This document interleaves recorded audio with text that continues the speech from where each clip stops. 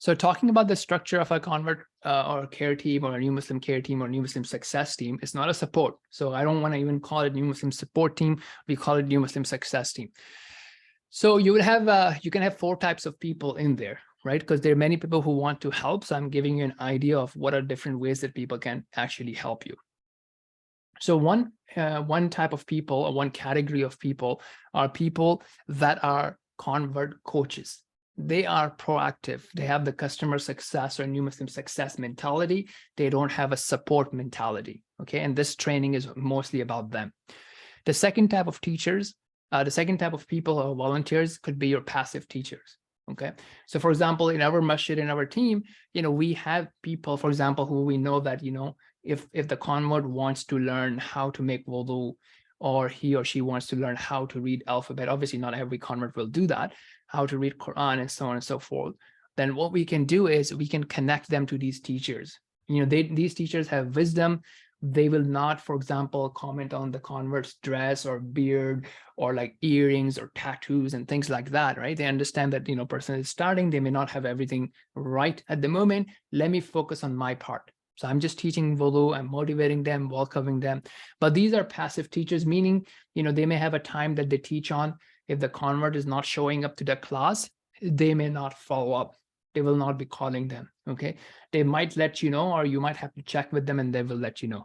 So in this scenario, you have to think, let's say if you are an elder brother or elder sister and you have a younger brother or younger sister or a child, you are, as a father, are the one who is taking the son or the daughter or the brother or the sister to different classes, whether it be sports or masjid and what have you. And if the person is not finding it interesting or not motivated, then you are doing the motivation, you are doing the follow-up. You may be even finding them another teacher, another mentor, right? But you are the proactive one. These teachers may not be proactive.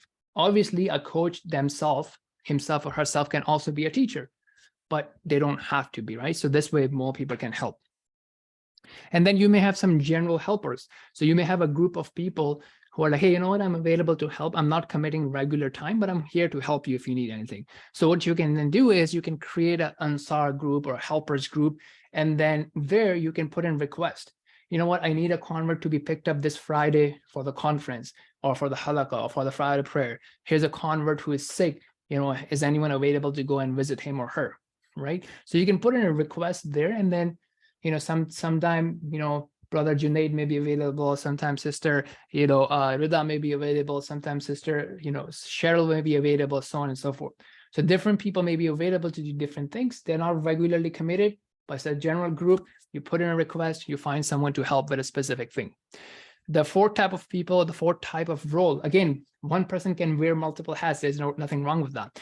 The fourth role could be social people, right? People who are making sure that other people in the community are aware of your services so they can pass on the converts to you, who are going out and recruiting people or, arranging trainings and so on and so forth. And then someone can go and train them and whatnot.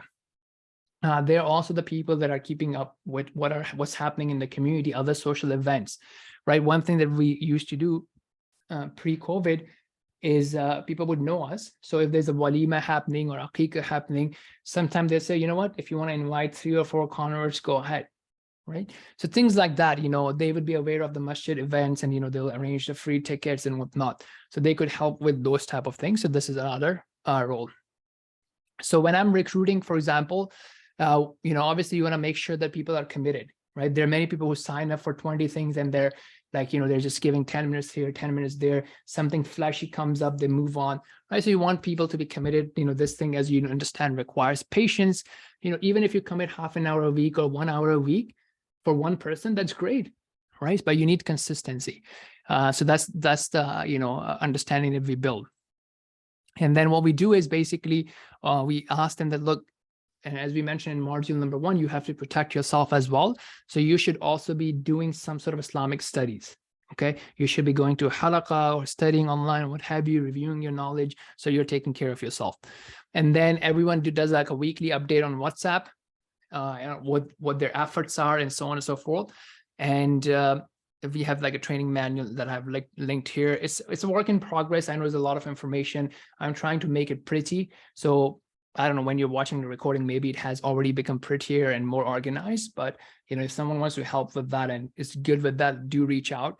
I do want to make it into a nice manual, much better than its current state, which I'll show you in a second, inshallah. So yeah, that's how we do it. We give them the training. Then we also do an evaluation to make sure they have understood the training, do a quick phone call to, a quick interview, and then we onboard a mentor. So that could be one way of doing it. For those interested in data and systems, one system that I've used in the past is HubSpot, where I can track, the number of mentors coming in, what they've learned, and so on and so forth, the new Muslims and whatnot. If you want that, then I have linked those type of things for you as well. So if you're creating your own team, wherever you are, you can utilize that if it's something that you find beneficial. If not, you can use the traditional Excel, Google Sheet or Excel sheet and whatnot. So these links are there for anyone who is interested in that. Yeah, so that was basically our module 3. I'll stop here, give you a chance to think about the content, ask any questions you have, and then we'll dive right into module 4. So you can type or raise your hand, and I can, let you unmute yourself, and then we can go from there.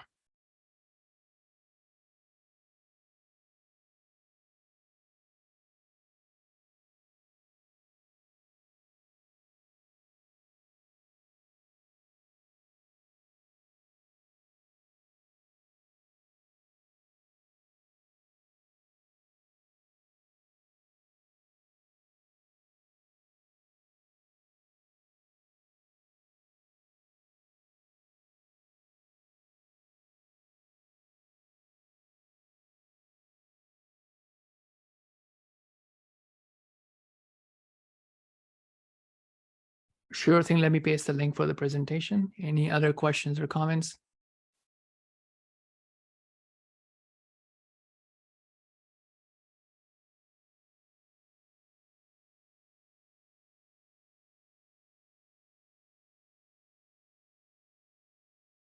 Okay, so I've pasted it there. Let me just move on to module 4.